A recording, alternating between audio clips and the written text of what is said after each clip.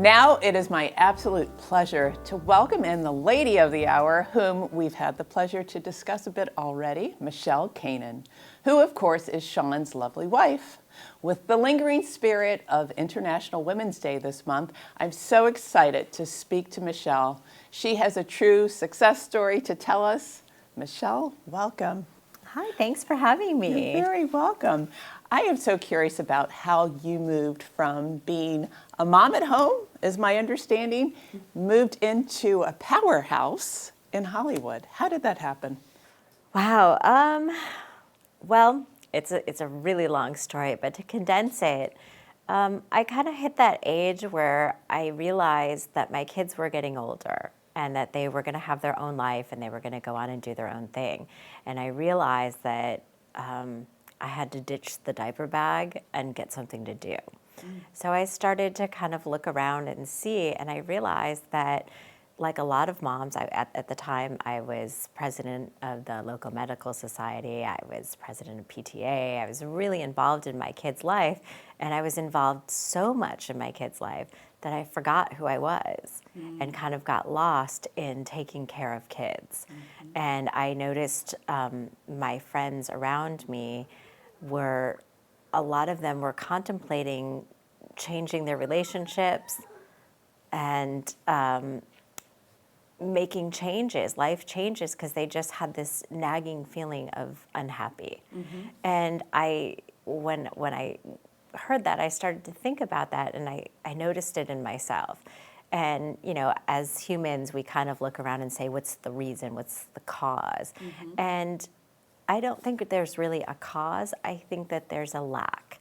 And it's the lack of staying true to who you are and your ambitions, and staying, you know, anchored into that youthful person who in your teens wanted to be an astronaut or wanted to take over the world. And, you know, it gets buried under diaper bags and drive-throughs and carpools and you kind of forget your own identity. Exactly. And but you want to stick with the whole process because it is a joyful process. But how did life with raising kids and incorporating this kind of like desire to garner something more, how did you work that? So as I saw my kids achieving and seeing the places that they were going, and I had exceptional kids. They had taught themselves piano. They were very self-taught on a lot of things, and they were in the gifted program.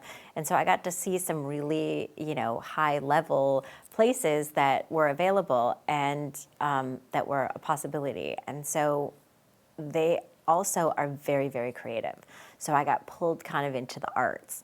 Oh, and so they did it. They brought you there. They did. Interesting. And I learned a really hard lesson because when you're in a family unit, you're only as strong as the weakest link. And so my kids and I became a unit, and we really inspired each other, and we taught each other, and we listened to each other, and we created a very safe space to be creative, and where we would empower each other, and we would bolster each other's ideas and help each other flesh out these really creative places where there's a lot of insecurity. We were safety in numbers because we would all get on board. Like my kids would walk around the house singing things, and instead of tuning them out or being onto something else, we would all just kind of join in and sing back to them.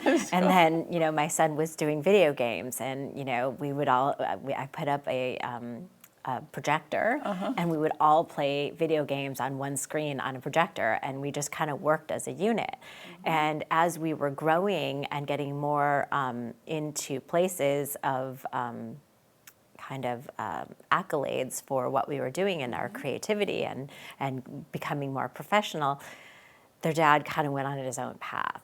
Because if you don't work as a unit and when a spouse grows faster than the other, you kind of either grow apart or you grow together. And so unfortunately at that time where I was feeling most inspired and most creative and most like that teenage girl that I was that, had really high aspirations, my marriage crumbled, which at the time seemed terrible, but then immediately I met this amazing creative who was really well established in the industry, and kind of mentored me and Wow. and encouraged me to follow this creativeness, because he always reminds me, there's this one story that And we are talking about Mr. Sean. yes, we are talking about him. And in fact, I was writing I wrote the foreword to the Kumite, and in there I kind of mentioned this story,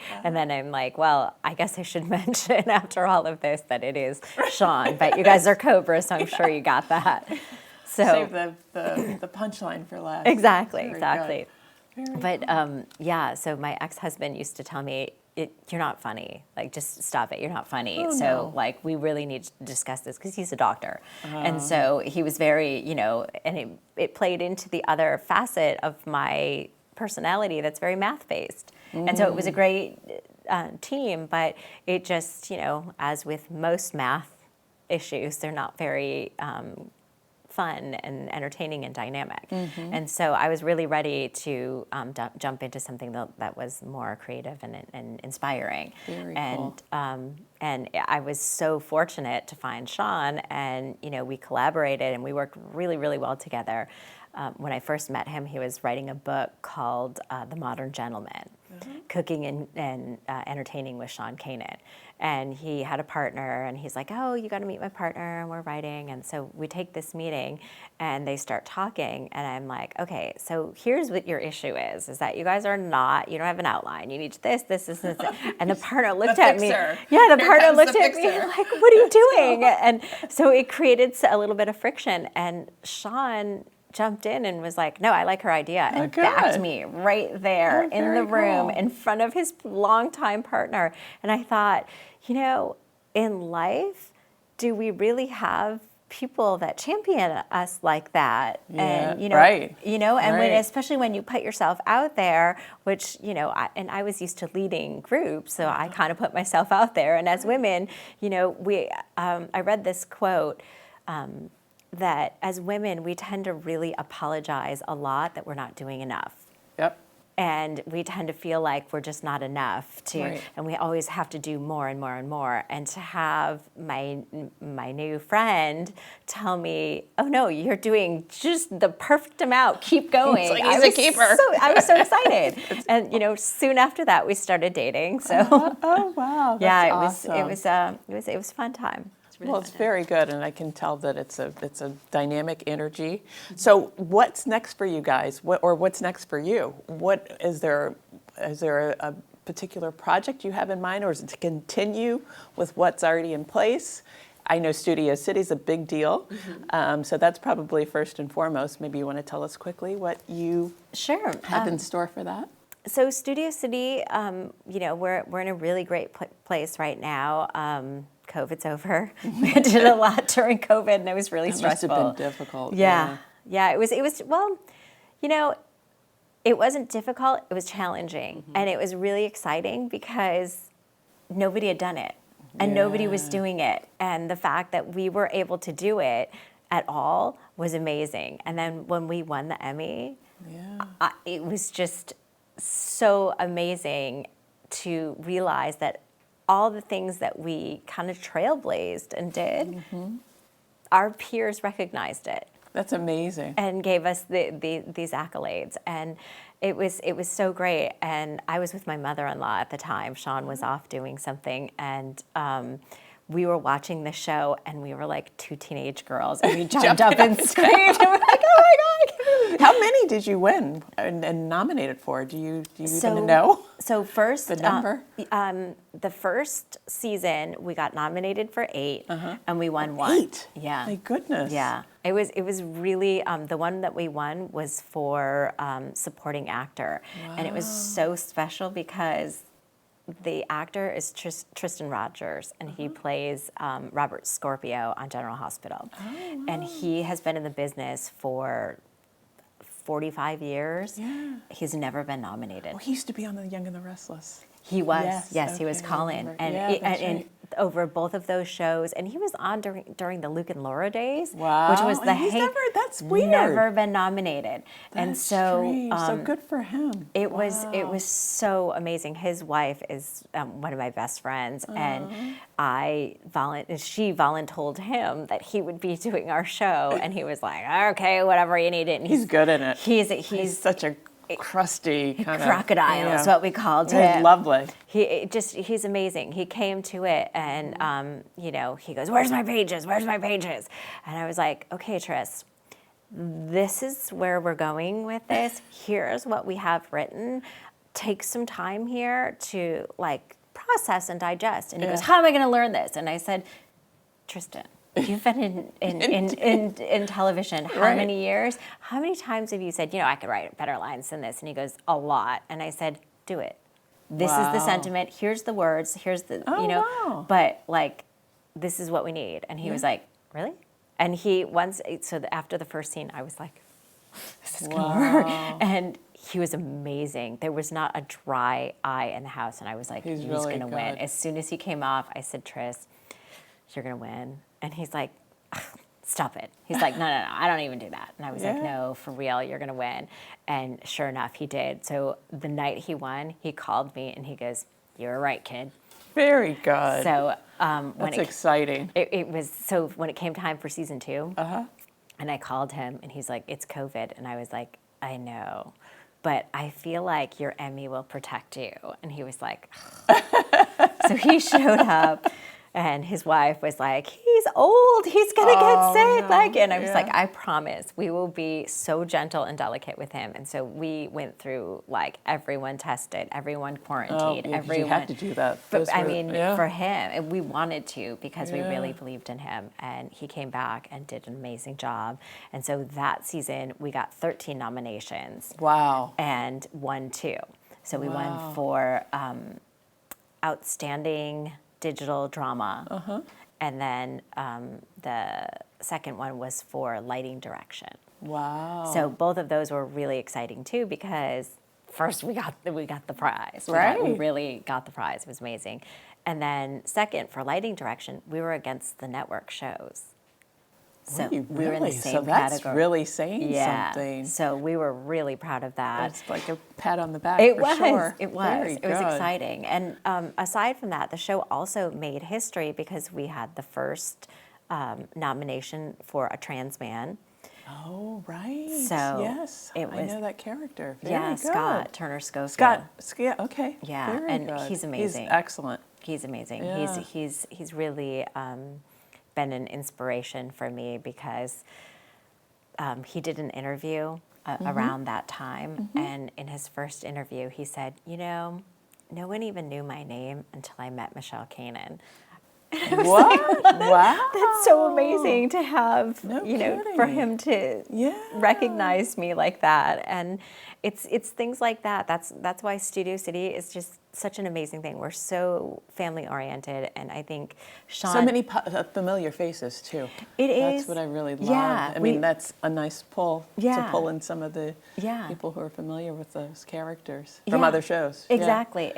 And to have Sean really demonstrate to everybody on the project that we're all a team, that we're here to build each other up, that best idea wins, that we, the more we collaborate and work together, that the better the project is, instead of saying, "I'm a star, I won," it really is amazing. It's so awesome. And that you get to work with your children. I know your kids are much involved as well. Yeah, my daughter plays Sean's,